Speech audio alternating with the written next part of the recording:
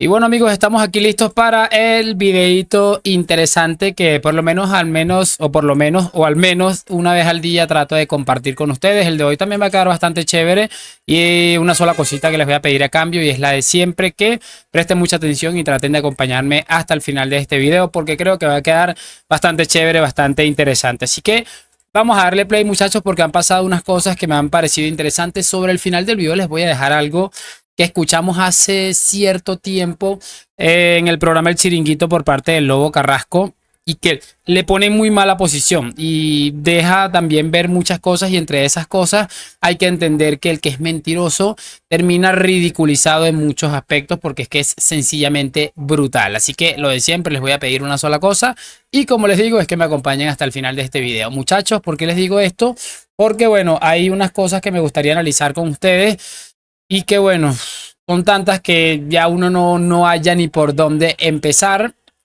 Me gustaría, muchachones interesantones, que viéramos algo rapidito que ha pasado con Maldini, que ha puesto en su sitio a este señor, a Rubén Martín.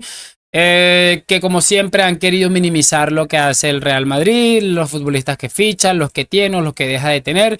Y ha tenido que salir un antimadridista como Maldini para colocarle en su sitio. Es que es aberrantemente humillante. Escuchemos estos 23 segundos. Yo no cambio a ninguno de estos dos chicos para mi selección por el jugador del mundo que quieras en una de las bandas. Por el que quieras, ¿eh? Tú dices, Hombre, que está Mbappé en ese lado. Sinceramente, yo creo que Vinicius es todavía mejor que Nico, ¿eh? Sinceramente lo digo. Siendo muy bueno Nico, pero yo cambiaría. Si pudiera nacionalizar a Vinicius, le pondría antes que a Nico.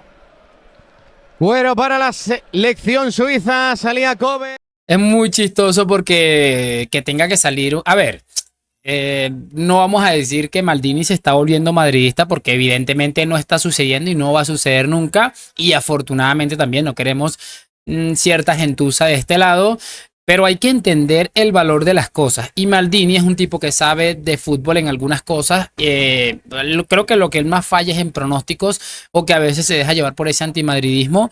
Pero cuando ya últimamente diciendo unas cosas demasiado interesantes, y tiene toda la razón del mundo, es que Luis de la Fuente le cambiaría a Brasil con los ojos cerrados a Lamine Yamal y a Nico Williams por Vinicius.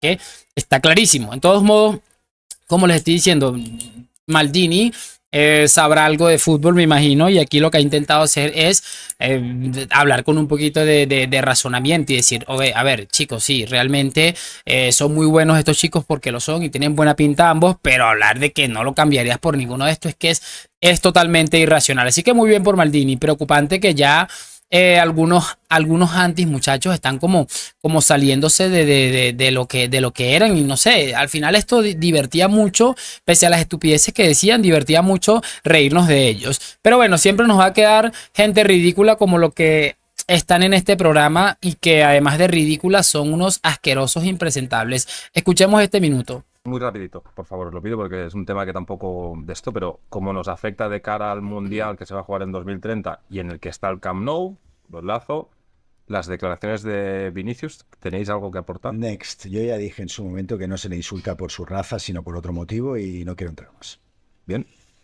Nada que ver con el color de su piel, que es el color de la piel que tiene Tchouaméni, que tiene Mendy, que tiene Lamine Yamal o que tiene Ansu Fati. Si deportivamente, no lo conozco personalmente, por lo tanto como persona no lo voy a opinar, pero deportivamente se comporta como un cretino, yo creo que hay mucha gente enfadada con él porque se comporta de esta manera. Es un mal compañero porque ese narcisismo, en momentos que el club está necesitado, afectan a su propio equipo. Es un mal rival porque su comportamiento no es de buen rival. Es un mal participante porque para el árbitro es un quebradero de cabeza constante. Y si no cambia esta forma de ser y esta forma de comportarse en los terrenos de juego, hay gente que desgraciadamente insulta y le siguen insultando. Y lo que espero es que se le insulten, por favor, que dejen de un lado el tema del racismo, porque ya no tiene nada que ver.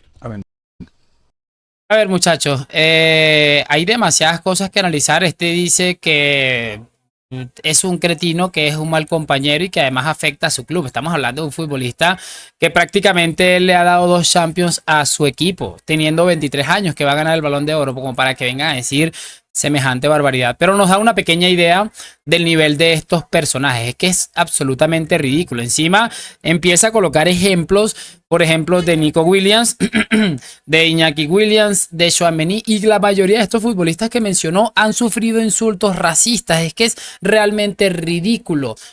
No voy a decir que ellos son racistas porque no me consta, no les he visto tampoco en algo extremadamente loco, pero sí me da mucho que pensar. Y sobre todo teniendo en cuenta que las declaraciones incendiarias, entre comillas, de Vinicius, en las que, por cierto, yo dije que habían cosas que no le convenía decir o que se pudo haber ahorrado.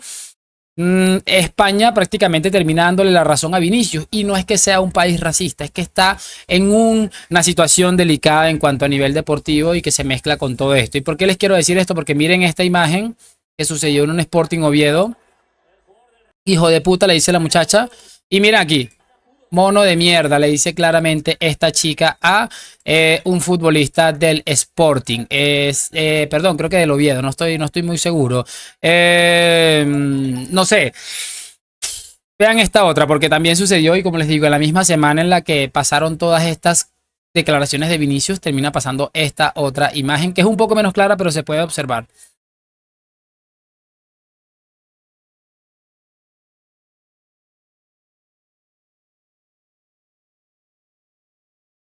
Bueno, ahí en la imagen se pudo observar, muchachos, cómo le llamó mono de mierda. Es que es sencillamente increíble, se los digo en serio. En la misma, como les digo, en la misma semana en la que se indignaron, yo creo que algunas personas con cierta razón, porque creo que Vinicius se metió en algo en el que tal vez no era del todo prudente meterse.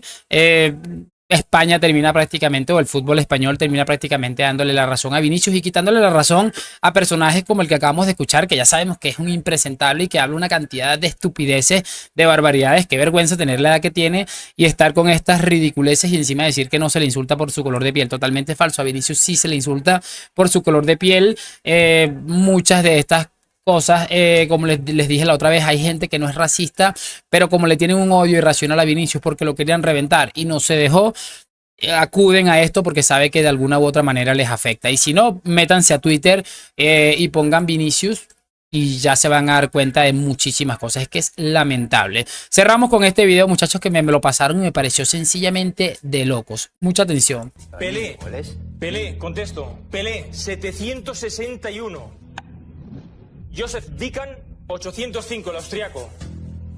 ¿Vale? Esa es la tabla histórica. Eso no lo puede mover nadie. ¿Te gustará más o te gustará menos? Romario, 748. Guermule, 701.